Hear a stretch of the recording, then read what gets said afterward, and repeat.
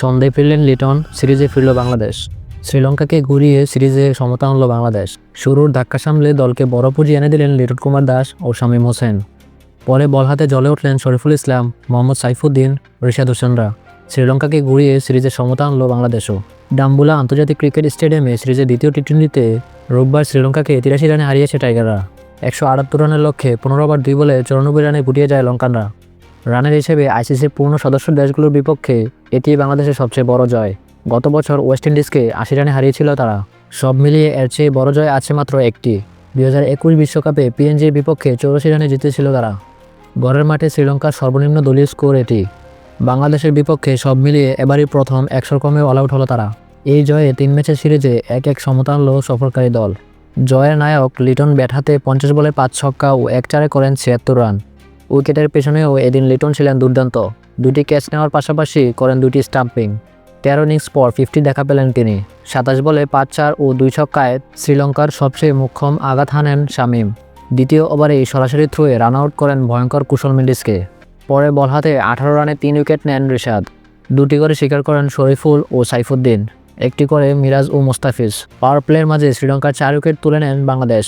কুশলকে run আউটে ফেরানোর পরের ওভারে রিশাদের হাতে কুশল পেরেরাকে ক্যাচ বানান দলে ফেরা শরীফুল ইসলাম। নিজের পরের ওভারে আবিষ্কার ফার্নান্দোকে শামীমের ক্যাচে পরিণত করেন এই বাঁহাতি পেসার।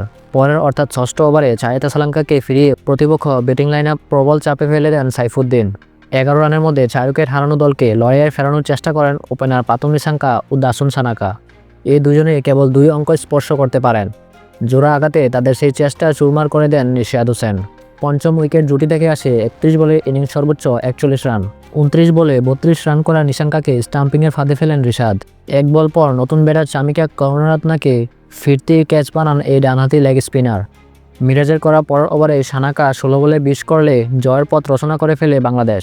এরপর ছিল চূড়ান্ত উদযাপনের অপেক্ষা বাড়তে দেননি রিশাদ, মোস্তাফিজ, সাইফুদ্দিনরা। ভিনুরাকে স্টাম্পিংয়ের ফাঁদে ফেলে তুলির শেষ আঁচড় দেন রিশাদ। আগের ম্যাচের একাদশে 3 পরিবর্তন নিয়ে টসে হেরে ব্যাটিংয়ে নামা বাংলাদেশের শুরুটা অবশ্য ছিল খুবই বাজে। প্রথম 2 ওভারে স্রেফ 7 রানে বিদায় নেন 2 ওপেনার পারভেজ হোসেন ইমন ও তানজিদ হাসান তামিম। 55 বলে 69 রানের জুটিতে সেই ধাক্কা সামাল দেন লিটন ও হৃদয়ের বিদায়ে ভাঙে জুটি। 25 বলে 2-4 ও 1 ছক্কায় 31 রান করেন হৃদয়। একই ওভারে বিনুরার শিকার হয়ে ফেরেন নতুন ব্যাটার মিরাজও। এরপর সেরা জুটি পায় বাংলাদেশ। 39 বলে 77 রান যোগ করেন লিটন ও শামীম।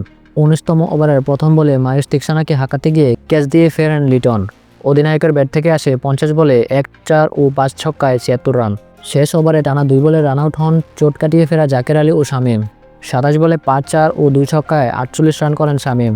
শেষ বলে বাউন্ডারি হাঁকিয়ে সংগ্রহটা বাড়ান মোহাম্মদ সাইফুদ্দিন। 4 ওভারে 31 রানে 3 উইকেট নিয়ে শ্রীলঙ্কার সফলতম বোলার ভিনুরা ফার্নান্দো। সিরিজ নির্ধারণী ম্যাচ আগামী বুধবার কলম্বোয় হবে।